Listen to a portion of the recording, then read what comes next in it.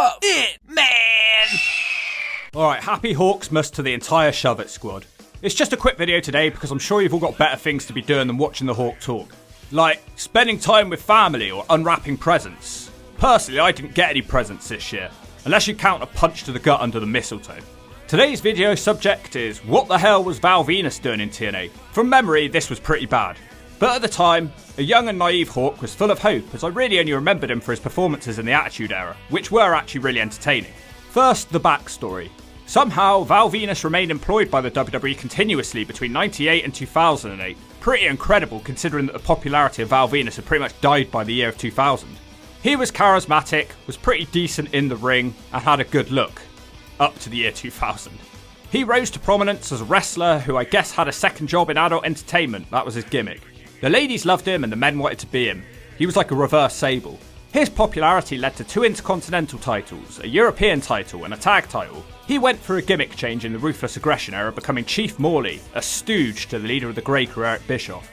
He spent most of his WWE career just doing the JOB away from the main shows. Even in his last Raw match, he was still doing his adult entertainment style gimmick.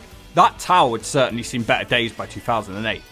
He spent 2009 wrestling in Japan, but more importantly, in relation to today's story, he wrestled in Australia on the Hulkamania tour.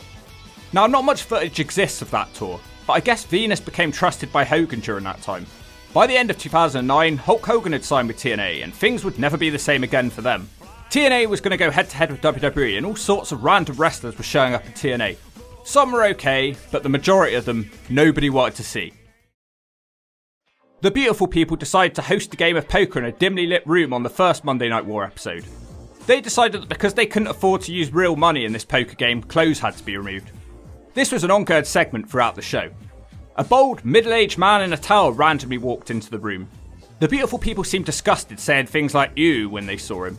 They call him Mr. Towel Man, they don't know who he is. He doesn't want to confirm his name either, but he does want to help the beautiful people get ratings for TNA. This middle-aged man was hanging out with these girls in their early 20s, it felt a bit creepy. Nothing happens though, because Mick Foley ruins their game of poker when he bursts in looking for Hogan. So really it feels like he's going to be playing the exact same character. I guess it wouldn't be too offensive if this was just a one-off TNA appearance, but it's not. 2 episodes later, some unfamiliar music hits with a lot of innuendos in the video package. TNA have now decided to call him Sean Morley, his real name. He immediately jokes around saying he was made for TNA because this is tits and asses. Morley reveals that he's no longer going to be acting in any movies because he's moved on to become a director and a producer. The way he's dressed looks like he was just passing by for the day and popped in to say hello. He says TNA is poised to explode as they show hot women looking confused by this innuendo. He reveals his plan is to take TNA to the next level by having a film division. He will make TNA films. This is just weird. I mean, is he using the knockouts for these films or what? I mean, this was never explained. TNA was poised to explode. But they were missing that one crucial element. The element that would catapult TNA into the mainstream. A film division. We don't get any more information because a really happy looking Christopher Daniels walks out. Daniels says he loves the idea and he's here to pitch Val Venis with an idea. And this goes on and on until Daniels just randomly attacks Morley. Daniels gives him the BME, and then he accuses Morley of just having a job because of who he knows, and he doesn't want this brand of crap in TNA. Morley wakes up and clotheslines Daniels away, and this entire segment is enough to set up a pay-per-view match somehow. I don't know who you know here or how you got in my building, but you can take your brand of crap and get out of my company. Let me show you how we deal with scum in TNA.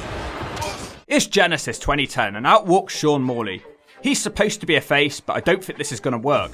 He has adult music and a towel and a big bald head. He seems to be the exact same guy, just worse. They have him chatting up the Hulkster's daughter and her friend at ringside. It's so funny to me that they're still trying to push his attractiveness to ladies at this point, when he just looks old. He again cuts a promo about ladies whilst they keep showing them in the crowd. The crowd chant, "We want wrestling." Daniels, who's supposed to be the heel, gets cheered. He also cuts a promo and says this is supposed to be wrestling, not adult entertainment. He flips Val off to start the match, but he's immediately cleared from the ring. Every time Daniels lands a strike, he's cheered, and Morley is booed every time he lands one. It isn't just his character that's exactly the same. Morley's offense is exactly the same too. He's got his knees to the gut and the Russian leg sweep. Daniels does make a comeback, but it's boring. Daniels decides to try and make it a bit more interesting with a moonsault. Morley comes back with a powerbomb pin whilst he does a creepy smile for just a 2. The butterfly suplex from Morley can't keep Daniels down, who sweeps his legs out and applies the Koji clutch. The crowd chant for Val to tap. This isn't working. The crowd are happily cheering every strike the heel Daniels lands. Daniels does an STO in the Uranagi. He misses the best moonsault ever and he's hit with a half Nelson slam from the movie director. Morley fights off Daniels' attempt at a Frankensteiner. He desperately tries to regain his footing on the top rope. And there it is, the money shot. This finishes Daniels off. It's the 3. A big group of fans at ringside visibly turn their back on the TNA show. It's not a good look for them. I guess they felt they had to protest in some way at the treatment of Daniels. TNA fans were extremely triggered by this match, as Daniels had always put on great matches and been fired multiple times because he wasn't appreciated, and he had just come off an incredible match with AJ Styles only a month before. And I'm not even a big Christopher Daniels fan, but he deserved better. Daniels was now doing the JOB to Sean Morley, a man who spent the last 6 years of his career doing the JOB in the WWE. Fans were insulted. It wasn't like the match was terrible, the outcome was. And may I remind you, this was a pay-per-view. So it was a complete turd pile. He was booed, fans hated the match, and nobody could understand how they were meant to care about Val Venis in 2010. But TNA didn't learn their lesson. He had yet another match against yet another bold opponent. This time it was Desmond Wolfe. Was it the death of Venus' career when he shaved off his hair? This Hawk thinks so. The crowd are once again cheering for the heel Desmond Wolfe.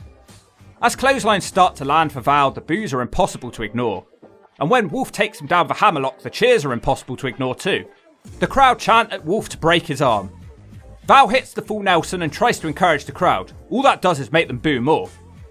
Val can't hit the money shot and Wolfe wins with the Tower of London. So I guess TNA did sort of learn a lesson by not having Val Venis win. But they didn't fully learn their lesson because they still had him in a match. After that, Val Venis wasn't seen for a month and everybody was grateful. Was he gone? No. He randomly appears in Bischoff's office.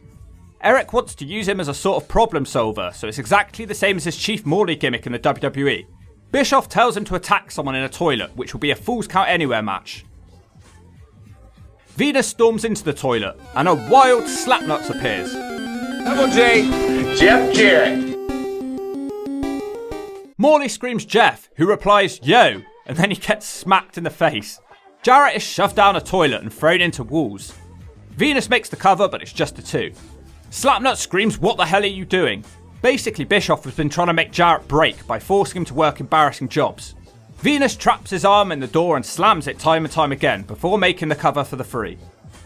He screams, we've got to talk to Eric, to the referee, which I guess was leading to more of him being a heel and being Bischoff's bitch. But Venis couldn't join the Grey Crew. He didn't even have hair. A week later, Morley announced that he wouldn't be continuing with TNA because they had just moved to Monday nights and he couldn't work on Mondays. He was more interested in working down in Mexico. So there you go guys, a positive from the TNA vs WWE Monday Night Wars. A very rare positive, it got Venis out of TNA. Now it could be argued that the timing was completely wrong to try and establish a new character on the TNA show, so much going on at the time already. If you think about it, this could have actually been a lot worse. Imagine if they had him feud with Orlando Jordan. Imagine if they had him feud with Rob Terry. No, at least he faced wrestlers that people care about. But TNA fans felt insulted when he beat Christopher Daniels on pay-per-view. This shouldn't have been happening in 2010.